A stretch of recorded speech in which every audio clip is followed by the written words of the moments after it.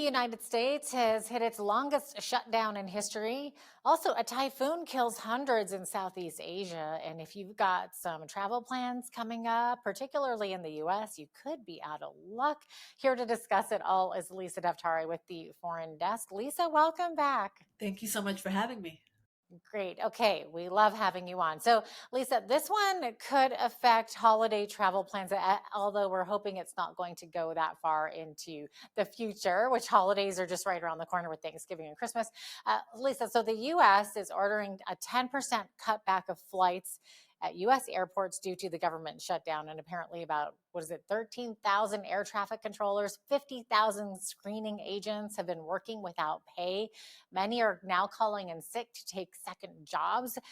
It's already been causing such a huge disruption in air travel. But Lisa, bottom line, this is being done for safety, isn't it? Absolutely. And hopefully the shutdown will end soon so that these people won't be out of work or without a paycheck. But yes, it will affect travelers all across the country. When I actually just flew uh, last night, and we had gotten this alert that you have to get to the airport earlier. There will be lines. Everything will be backed up.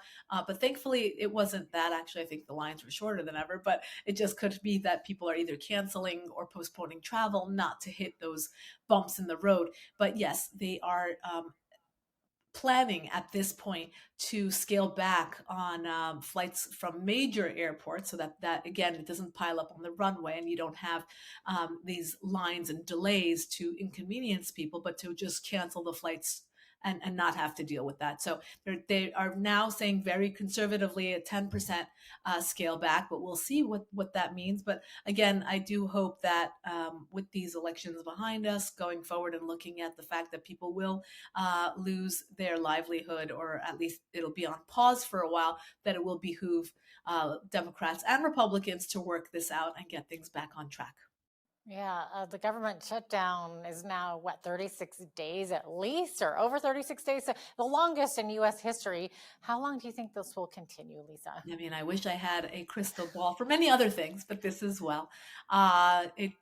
We don't know, and it's awful because obviously the American people aren't being put first. This is a lot of just partisan play, and Americans are going to start feeling it more and more, if not already.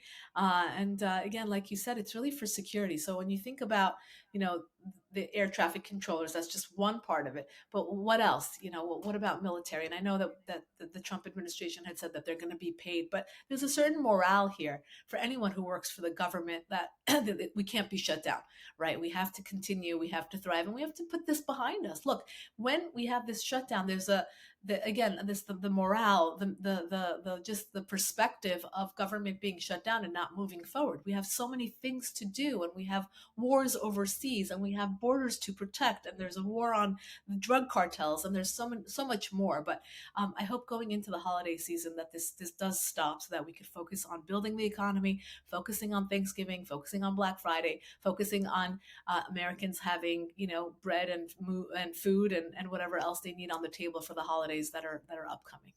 Yeah, so nice turkey and stuffing would sound great Right, right now. exactly. Let's focus on that. Yeah. Yes, exactly. Lisa, there were some elections in the US this week, and it appears the Democrats did very well.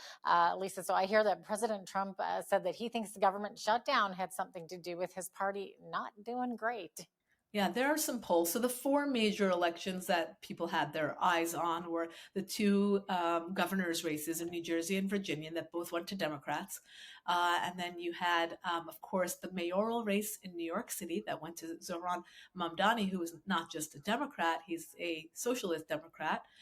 He ran against Cuomo, who is Hmm. establishment Democrat, which was a very surprising, not surprising because going in, it was predicted that Mamdani will win. But if you told us years ago that this would be the case for New York City, the Yeah. capital of capitalism, and a socialist would be at the helm, no one would believe you. And the last race, of course, being the Prop 50 in California, which is the proposition to remap and reconfigure California to give about five more Democrat seats to California in Congress. So all went to the Democrats. Donald Trump does believe that this is because of the shutdown and the stalemate that we're facing. But a lot of polls indicated that Americans are feeling that way. They're feeling that there's a stalemate. They're feeling like we're not moving forward, that the economy is not what it should be, that people are, overeducated and underpaid, and that the opportunity is not there. So, yes, I think this was a wake up call for both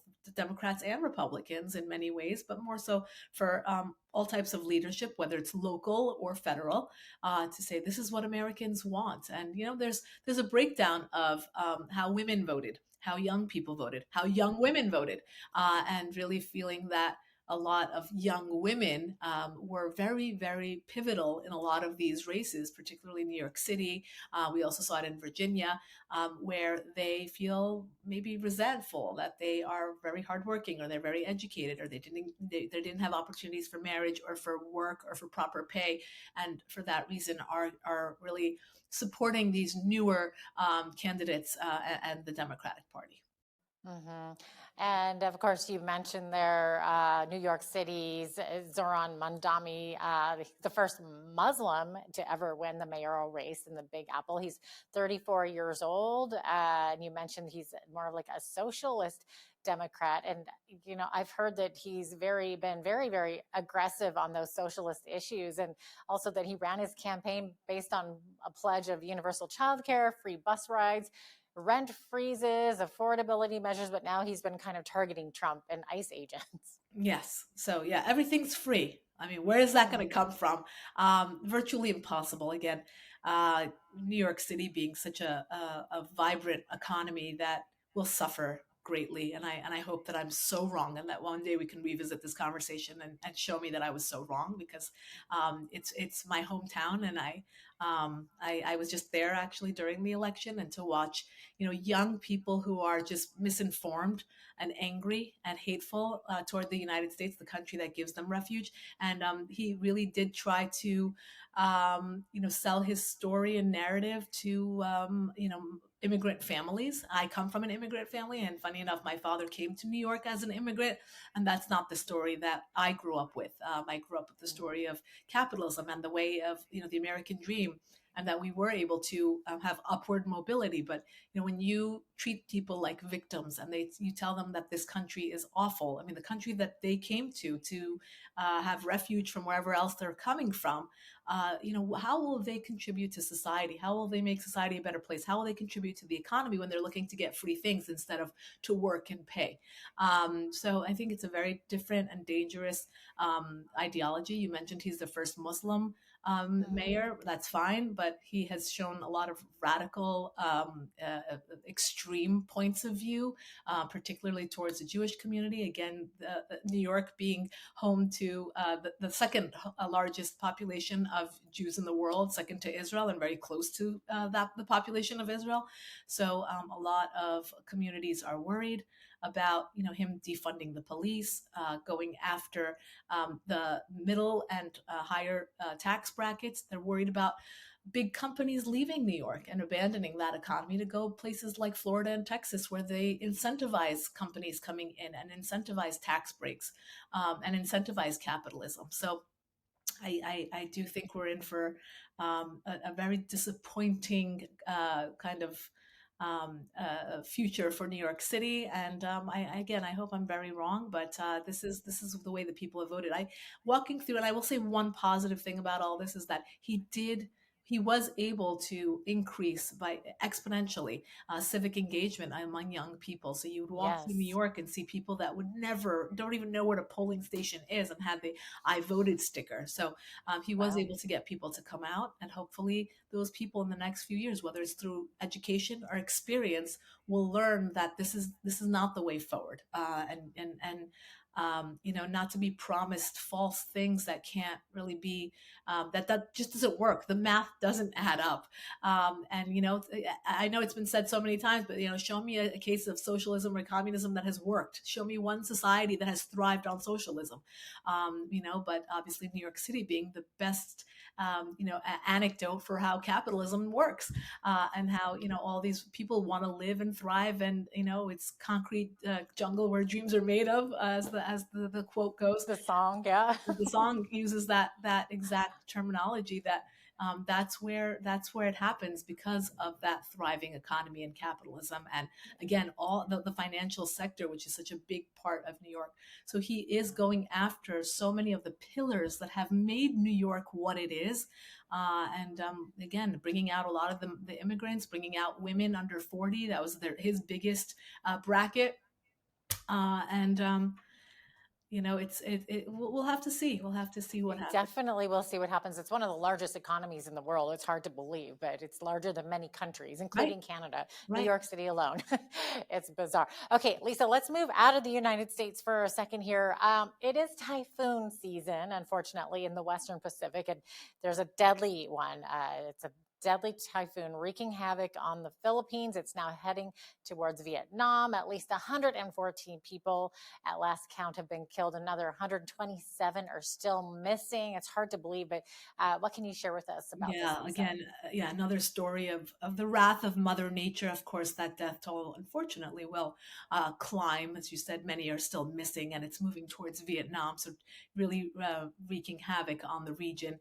We're watching, and as you said, this is typhoon season. It's not new to that part of the world, but we are dealing with something that is extraordinarily powerful, and of course, people being in harm's way.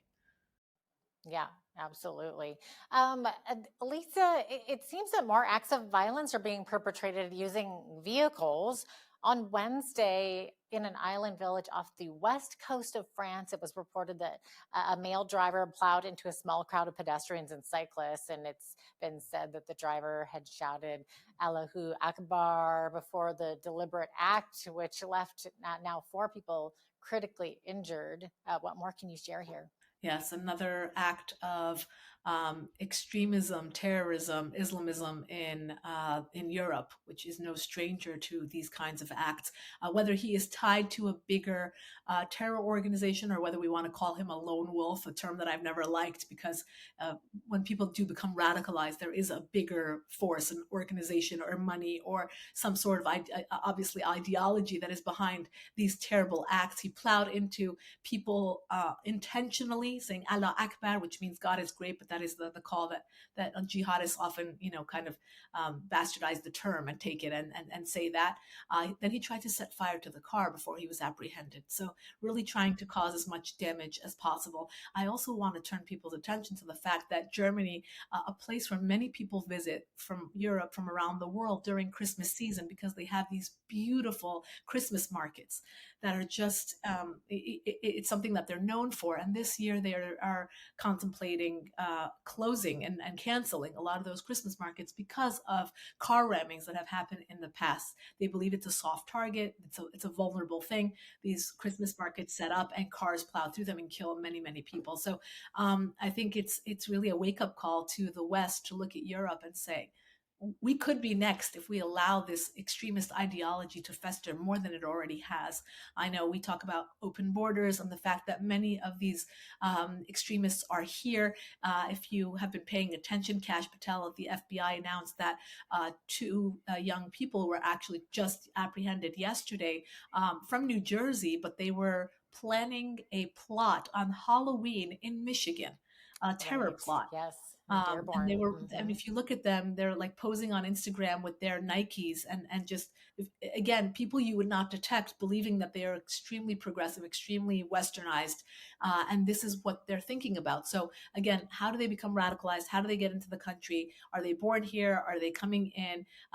Who's radicalizing them? How are they becoming radicalized? And how can we stop this? I mean, how many more of these are going to happen? And again, we have to be right 100% of the time to foil these plots. They have to be right once to get through and to launch one of these very deadly attacks. So, yeah, something to really watch for, particularly in the holiday season. So scary. Lisa Daftari with the Foreign Desk. Thanks so much for joining me today. Thank you.